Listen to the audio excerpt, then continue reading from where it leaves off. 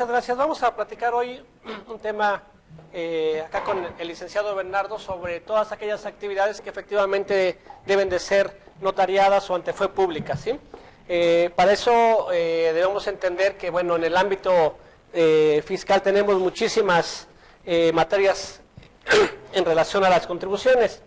Tenemos las personas morales, título 2, que son prácticamente la mayoría de personas morales, no las llamadas del régimen general de ley. Tenemos también personas morales,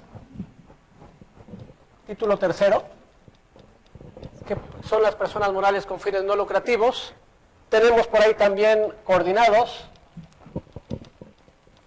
Tenemos el régimen del sector primario. Y tenemos también el grupo de sociedades, ¿no? Los que consolidan de manera general tratándose de personas morales.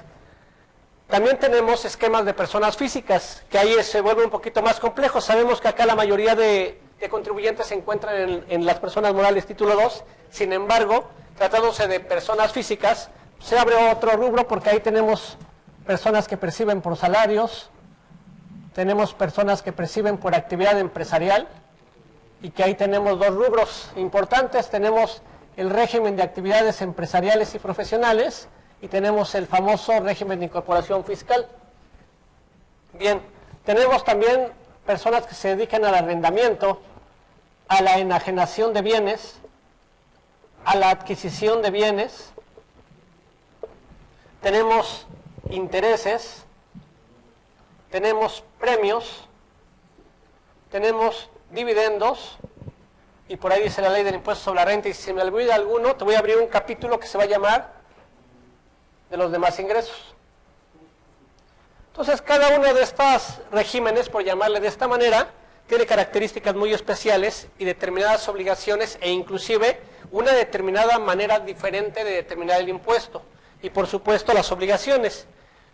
Pero muchas de esas operaciones que se realizan, ya sean de físicas o morales, por las mismas características de las operaciones, tienen que ser llevadas con fe pública, ¿sí? Ahorita vamos a ver algunas de ellas, vamos a mencionar otras que, aunque no venían en el programa, son muy importantes, como para efectos de la reducción de capital, por ejemplo, o la distribución de dividendos, que también tiene que ser mediante un acta extraordinaria, ¿sí? Es el esquema general de que se maneja fiscalmente para todas las actividades que llegamos a realizar nosotros. Acá se abre un rubro muy importante, sobre todo en persona física, que es un tema también que vamos a abordar, y es más, lo vamos a poner con rojito, porque de acá pueden hacer la famosa discrepancia fiscal.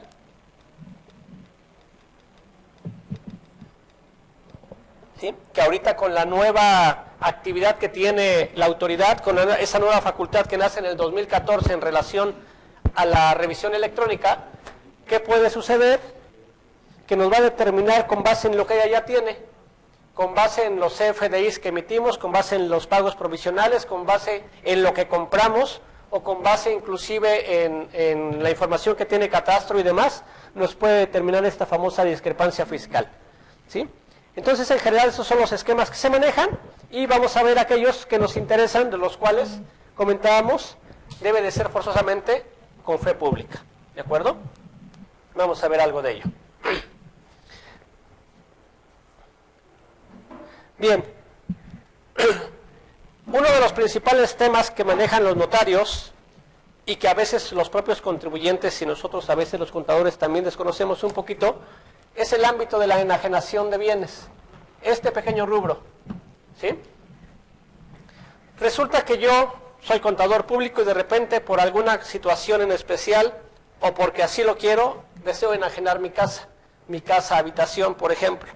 Entonces, si yo enajeno mi casa habitación, como no me dedico a vender y comprar casas, entro al capítulo de enajenación de bienes, porque digamos que de cierta manera es cuando yo realizo una enajenación accidentalmente. No me dedico a comprar y vender casas, porque si me dedicara a ello, entonces sería mi actividad empresarial. Pero no me dedico a ello, entonces accidentalmente lo vendo. ¿Qué pasaría si yo de repente ahorita vendo mi casa y pasado mañana, como me fue bien, vendo otra, y me compro otra y vendo otra,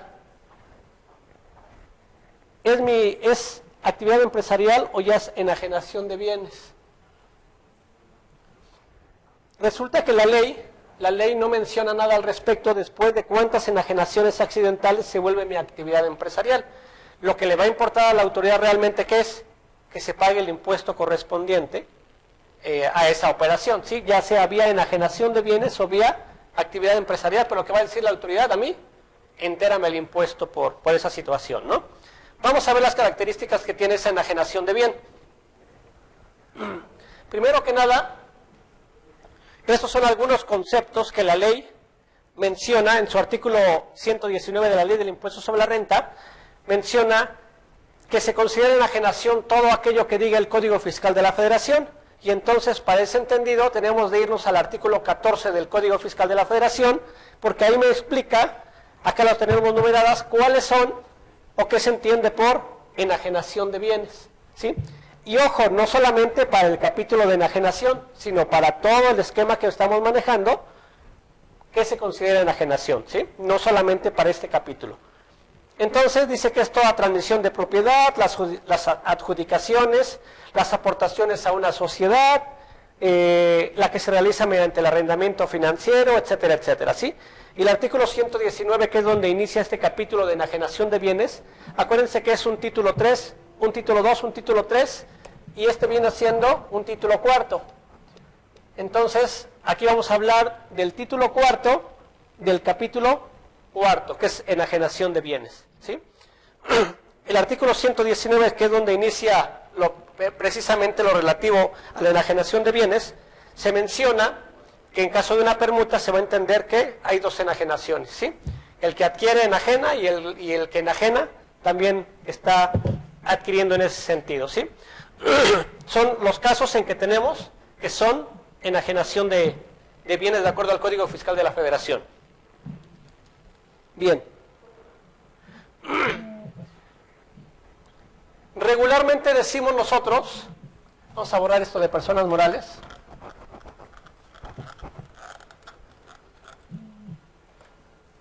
que una persona física, cualquiera que sea sus capítulos, dicen por ahí que acumula, tiene la obligación de pagar impuesto, de acumular el ingreso y pagar el impuesto cuando hay flujo de efectivo, es decir, cuando ingresa realmente el dinero, ¿sí? Hay dos capítulos que son la excepción en todo esto que estamos viendo. Uno es precisamente la actividad empresarial y el otro se da en la enajenación de bienes. ¿Por qué? En la actividad empresarial, cuando hay una exportación, una persona vende al extranjero y no le pagan después de 12 meses, debe de acumular el ingreso, aun cuando no lo haya recibido. ¿Qué pasa en enajenación de bienes? Lo dice también el 119. Vas a pagar el impuesto aun cuando sea en crédito tu venta. ¿Por qué se da mucho esto? Porque las casas regularmente las vendemos a crédito, ¿no? Difícilmente llegamos, oye, págame de inmediato mi casa, ¿no? Entonces, hay ingreso en crédito en estos dos regímenes que tenemos, actividad empresarial y enajenación de bienes, ¿sí? Entonces, que inclusive la ley maneja un tratamiento muy especial para cuando se trata de enajenación de bienes a crédito, que como vamos a ver, lo tiene que realizar prácticamente el cálculo el notario. Bien, ¿qué tengo derecho a deducir? Ok, cuando yo vendo mi casa o una oficina y demás, yo tengo un ingreso. Los impuestos en México, la mayoría de ellos, y sobre todo dos que tenemos muy importantes, el impuesto sobre la renta y el impuesto al agregado, se pagan por ganancia, ¿sí? Entonces, esta no es la excepción. Al ingreso yo le voy a quitar las deducciones. ¿Qué deducciones? Precisamente el costo de adquisición del terreno y de la construcción, ¿sí? Los gastos notariales, impuestos y derechos, o en su caso que haya yo realizado algunos avalúos, y comisiones y mediaciones. Muy importante comentarles, vamos a verlo más adelantito porque además el artículo 121 así lo menciona, estos 4 gastos deben de ser actualizados. ¿Desde cuándo los voy a actualizar? Desde que lo realicé hasta el mes inmediato anterior al que enajeno. ¿Sí? Es decir, si ahorita estoy enajenando, entonces va a ser el mes anterior, que sería febrero. ¿Sí? Entonces, así se actualizan estos gastos. Entonces, a mi ingreso, yo tengo derecho a quitarle estos 4 gastos y nada más. No puedo meter algún otro más. Son mis 4 gastos que yo tengo autorizados en el artículo 121 del capítulo de enajenación de bienes. Bien.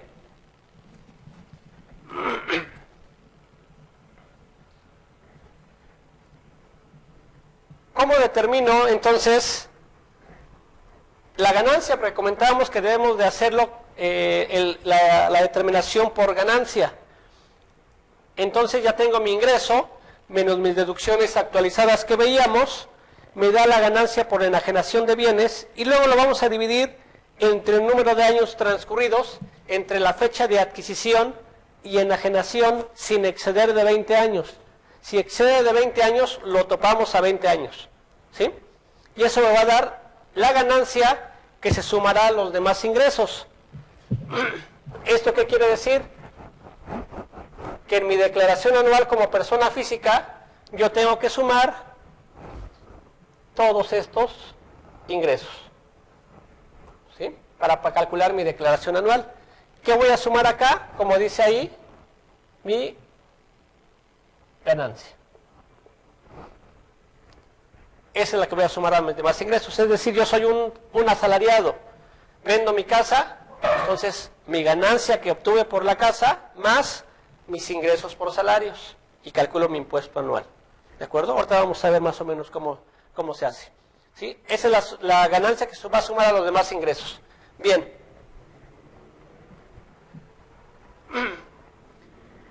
Como estoy pagando sobre una ganancia que se suma a los demás ingresos, me falta pagar por el resto de la ganancia. Si se fijan, para obtener la ganancia que se suma a los demás ingresos, la dividimos entre el número de años. Pero esa no fue la total.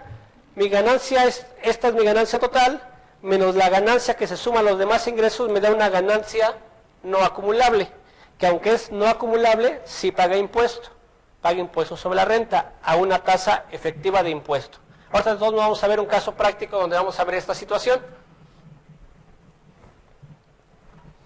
Bien, como comentábamos entonces, ¿cómo calculamos el impuesto anual?